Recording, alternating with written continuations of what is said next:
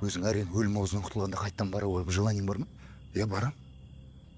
Ол жақта мен братишкам болды. Сенің кесірінен өліп кетуім мүмкін. В смысле менің кесірінен? Қайрат, дофига жігіт болып болсаң істемейсің ба до конца тірлігін? Аузыңа байқап сөйлеме. Не ана 10 жылдан кейін шығып алып ағаның рөлін ойнап тұрсың сен маған, а?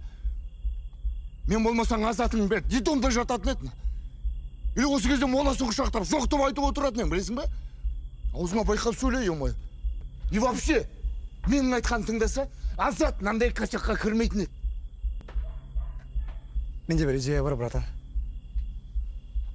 Үкіметтің ысқыландағы экранын танасақшы. Басың жасай ма сенің? Еба бір барып, киоск тонайық дегенде айта салдың ғой сен.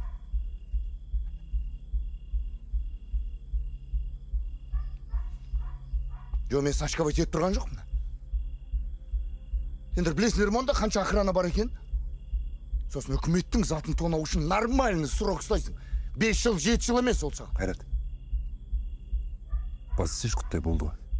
Атамның басына басыланба мен. Азат менің де братишкам.